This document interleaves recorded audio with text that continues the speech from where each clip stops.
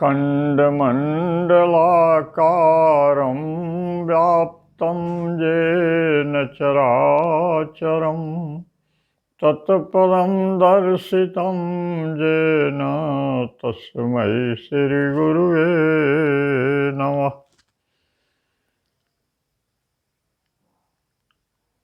मनुष्य को एक चीज़ के प्रति सावधानी बरतनी आवश्यक है कि वह कभी भी दूसरे का अनिष्ट न सोचे। हमारे मन का यह स्वभाव है कि हम जितना अपने विषय में नहीं सोचते उतना दूसरे के विषय में ही सोचते रहते हैं। दूसरे का विकास, दूसरे की उन्नति, दूसरे की समृद्धि देख करके स्वाभाविक रूप से मनुष्य के मन में जलन उत्पन्न होती है, ईर्ष्या उत्पन्न होती है और वह निरंतर उसी के चिंतन में खोया रहता है। यह प्रवृत्ति जिसके विषय में आप सोच रहे हैं उसके लिए घातक हो या न हो, लेकिन आपके लिए बड़ी घातक सिद्ध होती है। सुप्रसिद्ध वैज्ञानिक न्यूटन का सिद्धांत है कि प्रत्येक क्रिया की बराबर एवं विपरीत प्रतिक्रिया होती है। यह भौतिक विज्ञान का सिद्धांत है, लेकिन यदि आप साधक हैं तो आप अनुभव करेंगे कि अध्यात्म विज्ञान में इस भौतिक विज्ञान की गति से अधिक तीव्र गति से इसकी प्रतिक्रिया होती है। और ऐसा एक उदाहरण महाभारत के प्रसंग में आता है। एक बार दुर्योधन ने महर्षि दुर्वासा को 10,000 शिष्यों के साथ निमंत्रण दिया और लगभग 4 महीने तक उनकी सेवा की। पूरी शिष्य मंडली को दुर्वासा ऋषि के साथ भोजन कराया, सत्कार किया और जब प्रसन्न होकर के ऋषि ने कहा कि कुछ मांगो, तो उसने वनवासी पांडवों के यहाँ जा कर के आतिथ्य करने का वरदान मांगा।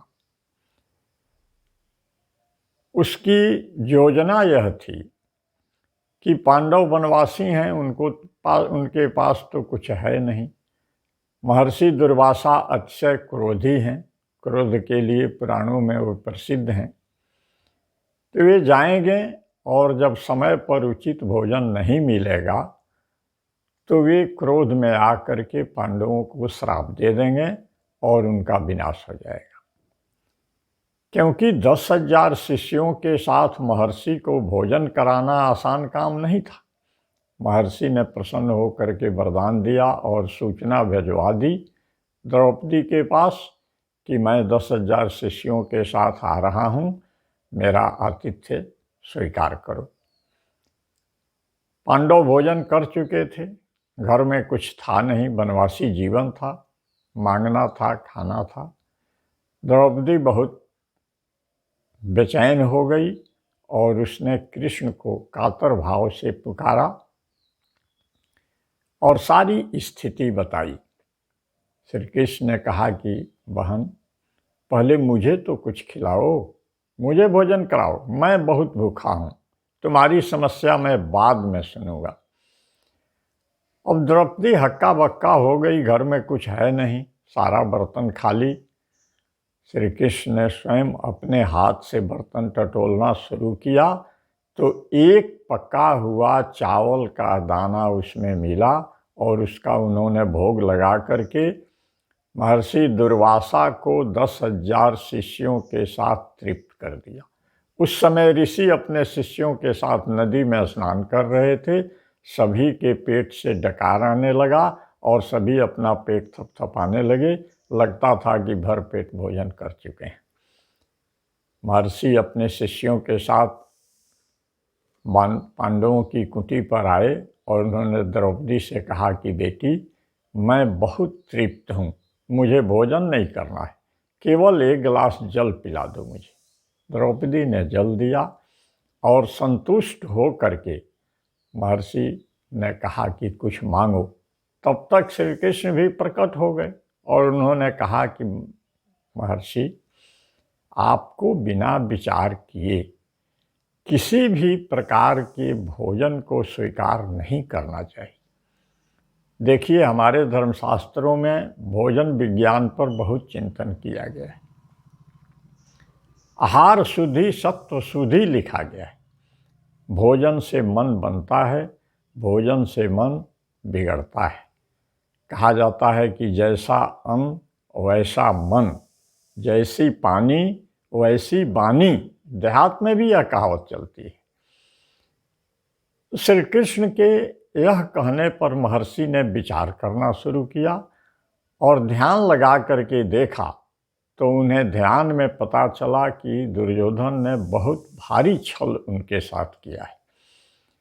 पांडवों के अनिष्ट की बात सोच करके उसने उनको यहाँ भेजा है और उन्होंने पलट करके दुर्योधन को ही श्राप दे डाला कि आगे भयंकर युद्ध होगा और युद्ध में कौरवों का समूल विनाश होगा।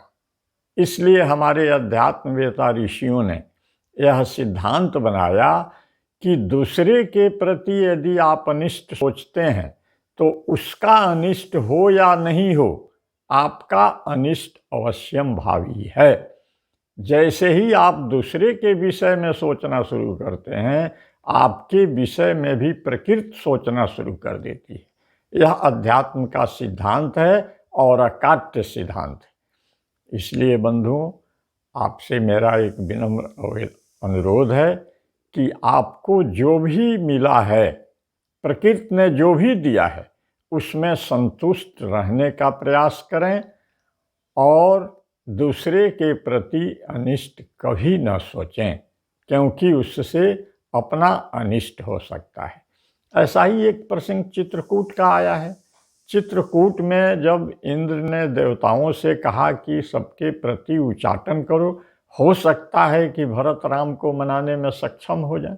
सरस्वती को उन लोगों ने बुला लिया और सरस्वती से कहा कि माँ, जैसे तुमने राज्याभिषेक के समय मंथरा की बुद्धि फेर करके षड्यंत्र किया था, वैसे ही भरत की बुद्धि भी फेर दो।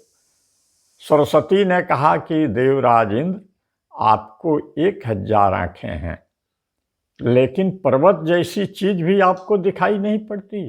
भरत की मति गति फेरने की क्षमता मुझ में है। उस समय तो राम का अब रुख देख करके मैंने किया। मोहिसन कहु भरत मति फेरू, लोचन सहसन सूझ सुमेरु, विधि हरिहर माया अति भारी, सौन भरत मति सकहीं निहारी।